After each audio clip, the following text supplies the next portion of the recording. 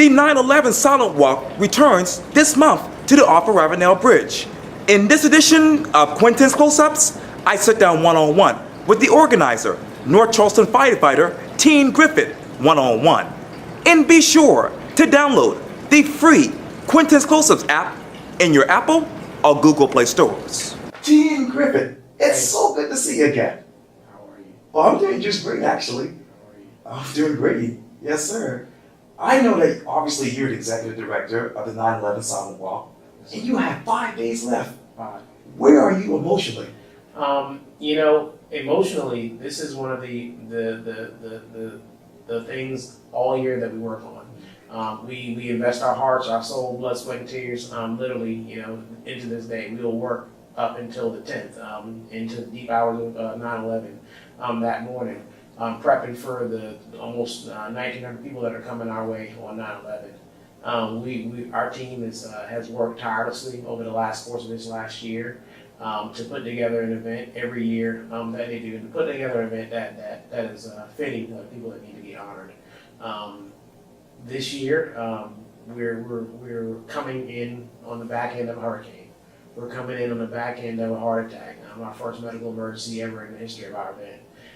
Both of those events needed to happen. It's a God thing, I think. We needed 30 days, and we needed a little bit of faith, and that little faith of a mustard seed that you barely sowed to get him back here. That event was scheduled for 9/11. A hurricane came, pushed that event back. Right. We're October 1st now. Chief Bailey comes to Charleston, has a heart attack. You don't have the second in charge MSC there. You don't have the chief of the EMS on scene. You don't have the immediate medical care that's provided by a person that you're walking with. There are a set of circumstances that happened for him that day that allowed him to be here with us today, and we're thankful for having him here with us. We're thankful for the journey, but we're also excited to say that he's back at he's having a full life. He's full of life, and he's having a good time, and he'll be back with us on 9/11 this year. Thank God in the name of Jesus.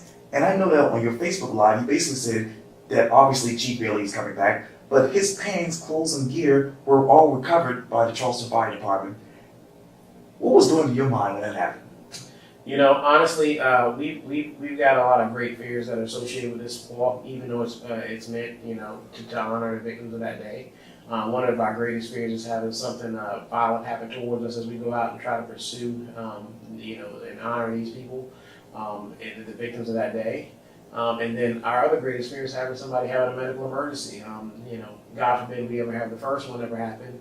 But last year we had experienced that, and it's a very gripping feeling when you get the phone call that someone's their loved one is down and they're not breathing and they're unresponsive. And it's an even harder situation to be in, to have to go find that same loved one and sit down in a room with them and let them know that their loved one's not in a good place. Out of that, it builds a strength, and it's a tough moment, but we're privileged to have opportunity to be there with them for that 30-day walk back into health. Yeah. And to this day, to see him come back to a full recovery, whatever small part we may have had in that, it was an honor to do that. Mm-hmm. When you think of the 9/11 walk and the 9/11 silent walk in the Charleston community, how does the Charleston community look at this silent walk in your mind? In my mind, it has continued to grow. It is something that I think that the greater Charleston community has taken a great pride in. A lot of businesses have come to us in our time of need and given us water. Example, Walter Hurley Law Firm. Right. Always there supporting us. It's nothing to go there. He gives us a blank check and hey, get whatever you need. And so businesses like that are out there to support you and out there to take care of you. That's when you see the town and the community is taking you on as theirs. And I've always told people, this is not my walk. This is not mine. This is the community's walk. On 9/11 in Charleston, this is the thing that we have that we can hold to our hearts. It's something that we own and that we do in respect to those who are lost. And obviously it's been 17 years since the tragedy happened in New York City. When you look back to 9/11, obviously 2011, to now, where does your mind go to? When you think back 17 years, I was in the 11th grade. I remember where I was, as many people remember where they were at on 9/11. And it's one of those things you look back and you see, excuse me, you see how far we've come and how much the world has changed. The world has changed greatly. The way we do business as a country has changed. But what's not changed is people's love for one another, I think, to when it comes to this day. When you think back to 9/11, you think about the sacrifices made that day, the people that were lost that day, it hits your heart. It hits your heart to know that, birthdays, Christmases, anniversaries, holidays are all celebrated without, there's an empty seat at the table, they're all celebrated without someone. And when you think about, the loss, there's sons and daughters out there, that never had their father or their mother, there the rest of their lives at their weddings. So this day for us, I think it means a lot because it just, we want to let people know that we still care. We have not forgotten. And I think it's important that we just know that people just know that someone out there is actually thinking about them on this day. And that's what we do this for. And obviously, at the end of the day, well, Silent Walk that is, what do you want that newspaper headline to be the next day? Honestly, when I think about the newspaper headline, I don't know if necessarily we actually want a headline. I don't think a headline be more than also. I'd rather have people just know that somebody did something that cared. 2 years ago, I walked out of Hall's Chop House at 1 o'clock in the morning, and I ran into Nancy Ginley, Right. the wife of John Ginley of Engine 40. Right.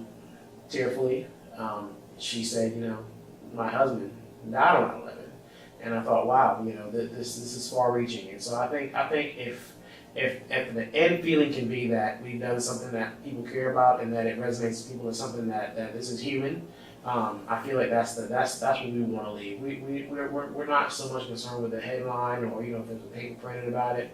We want people to know that we're doing this because we care. I don't think there's anybody else in South Carolina, any charity that has a relationship with the museum in New York City, and they go there and they donate for a free event on behalf of the victims of that day. That is so great to hear. And we salute all of our firefighters and police officers.